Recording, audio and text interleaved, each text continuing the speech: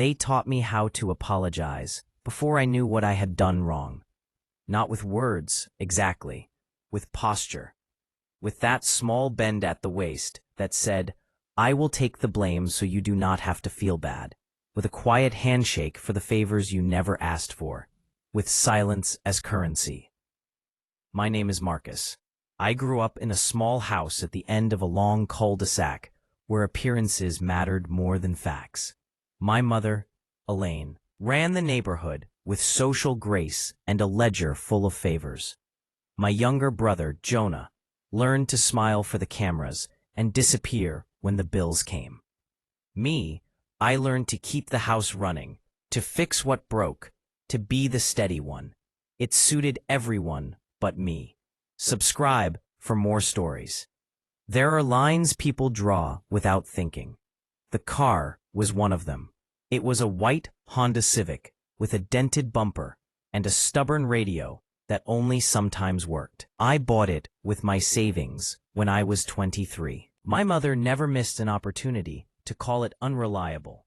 She told every neighbor it had old tires. Jonah confessed later that he joked about it as a way to make me grateful. I smiled because that is what I had been taught. I kept paying the insurance. I kept waking at 6 to commute into a job I did not love but was good at. Then Hannah came into my life. She was quiet in the way that is loud. Books on the kitchen table, bad coffee at 2 in the morning, a hand that fit mine like it had been made for me. We built a tiny world together. We married under a gray sky and called my mother to invite her to dinner. She came with a salad and a single, slick smile. She praised the china and asked if we were planning anything fancy. She left with 2 bottles of wine and a promise to help with whatever we need. Help turned into a different story. No one calls it helping when they take.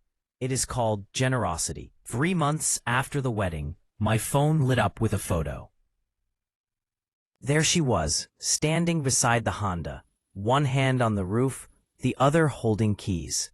The caption read, "Finally getting around to helping my baby boy. Love you, Marcus." My palms went cold. I waited for the call that would explain. My mother texted a heart emoji. Jonah sent a winking face. They treated it like a joke, like this was how family functioned. I drove up the block and found the car gone. The front yard had fresh tire tracks, and my mother invited everyone in for pie. I sat at the kitchen table while they smiled around me and pretended they could not see the way my hands shook. That was the first time I learned that theft can look like charity. There are smaller, quieter cruelties that prepare you for the larger ones. Misdirected pity. The theatrical fainting at your misfortune. The way your name rolls off people's tongues with a soft, pitying tone. It makes you shrink. It makes you trade your sense of self for smoother evenings. I had always surrendered to that gravity, until I did not. Revenge tastes better in small, cold bites. I did not storm the house that night. I did not smash a window or yell. I turned inward and counted, like an accountant balancing ledgers. Receipts, texts, witnesses. The day my mother took my car, she also took the privacy of my life and tried to put a price tag on it. She had broken a line. I decided then to redraw the map. There is a certain comfort in paperwork. Paper does not plead, it records. For 3 months I saved everything. Every text where Jonah called me lazy. Every dinner where my mother joked about my thriftiness. The barista who remembered my name at the coffee shop and could tell me how my mother had left with the car at 6:15 on a Tuesday. The neighbor with the Ring camera who had footage. I learned to ask for things people give freely when they think no one is watching. I also learned patience. It is a form of weaponry, quiet and precise. You delay not because you are afraid, but because you want the moment to be perfect. I began to plan like a person who had time to think in angles. I started small. A letter to the insurance company clarifying the true owner of the car. A formal request to the DMV to transfer registration. No rage, no threats, just facts. They were stunned. My mother sent a voice message that broke into pieces when you thought about the words she did not say. "How could you do this to your family?" she wept. I let the message sit, unanswered. It made her frantic to have control. When control slipped, people became careless. Jonah started making mistakes that fit a pattern. Postings with too many details. Bragging about a new camera that had been found in a garage sale. A video of mom driving a borrowed car on a Sunday with friends. I saved everything. I printed the posts. I stored the videos in 3 places. I made copies. For someone who had always been told to apologize, making people account for things felt like the first time I had breathed on my own. The pivot came with a credit card statement. My mother tried to convince a cousin that she had paid for our honeymoon because she had been so excited for us. In truth, the credit card charge showed a transfer from a line that had been in my name, my own account where I had been saving, supposedly for an emergency. I had kept that account quiet. I used it like a shield. When I saw the transfer, something in me settled. This was an opening. I started to move pieces, not violently, but with strategy. I hired a private investigator. For a moment, I felt like a traitor to some secret rule about family.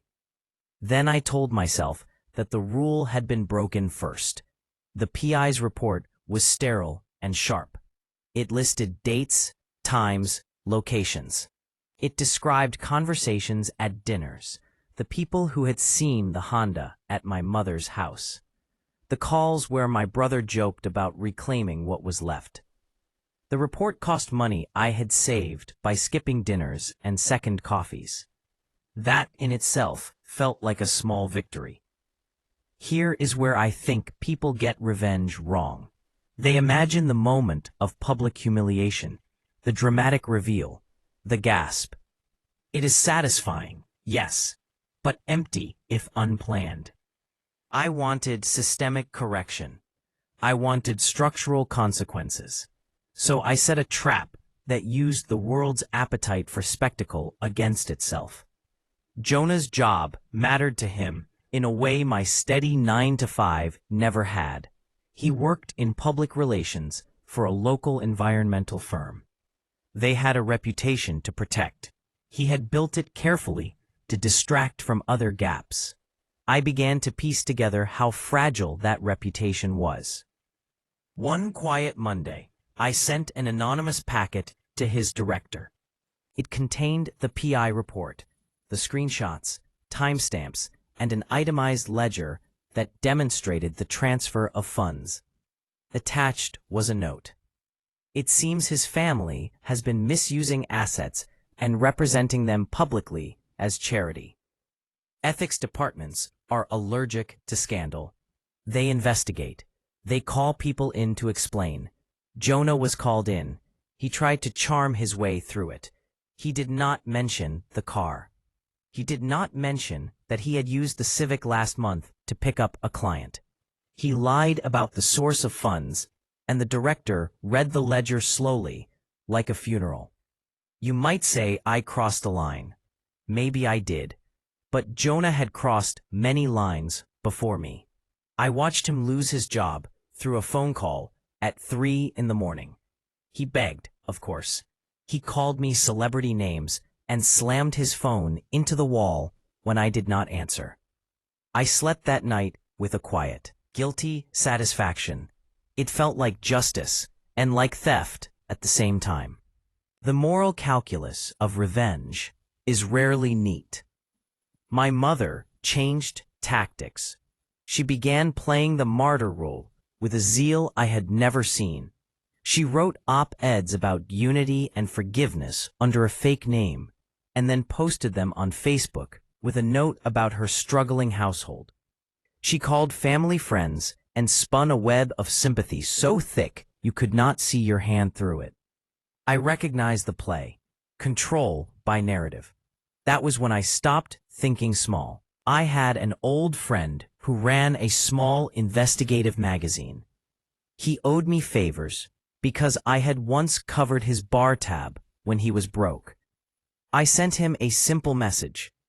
There is a story here about family theft and social performance.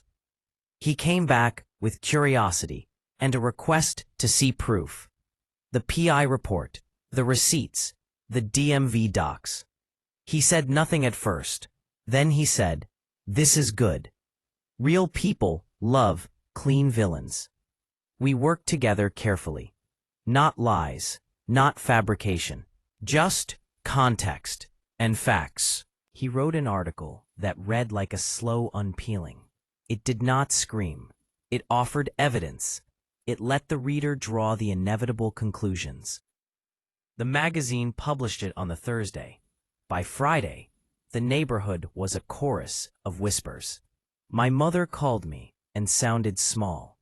She asked me to meet for coffee, like a woman trying to remember how she once had influence.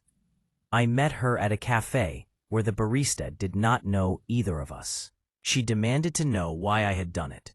She spoke like she had been betrayed, rather than the betrayer. I listened while she tried to fold the story back into the narrative she had always loved. That she was a misunderstood matriarch, a giver. I let her talk until her voice frayed. Then I said, "Do you remember the Honda?" She went very pale. I waited. She said it had been a mistake. She said I was tearing our family apart. I think she had come to expect that I would apologize and fold. She did not understand that apologies had been used against me like pillows before. I told her calmly, "You took what was mine. You took trust. You took my peace.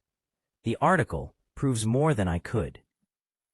Her eyes filled with something like fury, and then something like fear. I think fear was new to her. She had spent 30 years making fear into a tool, and now it moved inside her. She left the cafe, shaking. Later that night, I watched her post photos of herself at a garden party, smiling with new people. At dawn, I watched Jonah post a response that read, "Sorry for the trouble, family first." The damage had new rules to it now. People can pretend and they can spin, but there will always be evidence. Revenge is not a single act. It is an accumulation of small, pointed changes. It is the transfer of power through paperwork and exposure and timing. It is replacing the weight of someone else's story with one of your own. I am not finished. This is part 1. I have opened a door and walked through, but the house is big and echoes. There are more rooms to explore, more cupboards to empty. I will admit that sometimes I taste bitterness, and I wonder if I am rebuilding or simply moving pieces around the same old board.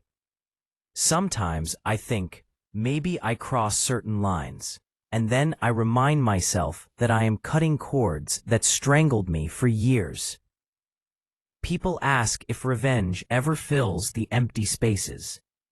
The truth is, it does not. It makes room. It carves out air where there was suffocation. It teaches you what your voice sounds like when it is not apologizing. That might be enough. For now. Tonight I park the Civic back in the driveway. I keep the keys on my belt like a talisman. The car is older and smaller than the stories told about it. It smells of coffee and fabric softener and the faint dust of 100 miles driven. Drivers sometimes hum as they pass. Hannah laughs when I tell her about the article and the phone calls and the quiet war. She squeezes my hand and says we are here, and she means it. That simple human phrase has become more powerful than any op-ed. There will be consequences, I know that. Family will divide in ways that leave long seams. There will be nights when the fridge hums too loud in the dark, and the old voice in my head tells me I have been too harsh, but my hands do not tremble the way they used to. That is a kind of peace. I will keep recording. I will keep filing. I will keep making sure the ledger is not only mine to see. They say the worst thing about revenge is that it never ends where you planned. They're right. It grows teeth, learns your voice, starts speaking back to you. It's been 6 months since the article came out. The silence in our family group chat feels like an abandoned church. Still standing, but no one dares to pray there. My mother has turned herself into a ghost with Wi-Fi. She's online, but not present. She posts quotes about forgiveness, recipes that feed her denial. Jonah moved to another city, new haircut, new job, under a different name. The internet forgets quickly, but not completely. Me, I've been working. Not at the office, at the edges of things. Because revenge, to be useful, has to leave a mark that doesn't fade. It started when I realized my mother still had access to my late father's storage unit, the one filled with his files, paintings, and notes from his engineering firm. I remembered her once bragging that he'd left her everything. She used to wave those files like holy scripture. So I went there one afternoon, quiet and deliberate, and opened the door with the spare key I'd kept hidden for years. The air inside smelled like rust and nostalgia. Boxes stacked high, folders labeled in his tidy handwriting. And then I found it. A ledger. Old, leather-bound, wrapped with an elastic that had long lost its stretch. Inside were entries, handwritten, and not about his company. They were about her. Loans, withdrawals, signatures, evidence of how she drained him long before he died. I took photos of everything. Not to publish, not yet, but to keep. I wanted the truth to sit somewhere safe, away from her storytelling. When I left the unit, I sat in the car and stared at the steering wheel. For a second, I thought about dropping it all, about forgiveness. But forgiveness is a story people tell you when they want you to stop holding them accountable. I wasn't done holding. I uploaded everything into a private drive, labeled neatly, dated, time-stamped. Then I mailed a copy to her lawyer with one sentence. For future reference, should the truth ever matter again. I didn't sign it. Weeks later, my mother called. Not crying this time. Careful. Controlled. "Marcus, honey, we need to talk." Her voice had that thin coating of civility she used on bank managers and priests. She asked to meet at her house. I said yes. When I arrived, the living room looked staged, flowers too new, candles unlit, air thick with perfume. She poured wine she thought would make me sentimental. "You've made your point," she said finally. "There's nothing left to prove." I looked at her, at this woman who once made me apologize for things I didn't do, who rewrote every wrong to fit her version of love. And I realized something. She wasn't sorry. She was scared, not of losing me, of losing control. I leaned forward. "There's one thing left," I said. "What's that?" she asked, almost whispering. Silence. "Yours." I slid a small envelope across the table, a copy of the ledger photo, the note to her lawyer, and one final document, the transfer of the storage lease now in my name. Her eyes flicked over it, confusion tightening her mouth. "This isn't necessary," she said. "It is," I replied. "I'm just reclaiming what was never yours to begin with." She stared at me for a long time, searching for the boy who used to apologize. He wasn't there anymore. When I left, I didn't slam the door. I closed it gently, the way you close a chapter that's finally written in full. Now, every morning, I open that ledger file and read one entry, not to gloat, but to remember. Revenge wasn't about destruction. It was about restoration.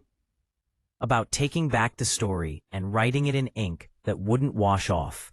And maybe someday, when she's old and the world stops listening, she'll realize the real punishment was never public shame. It was knowing that this time, the truth, not her version, would outlive her.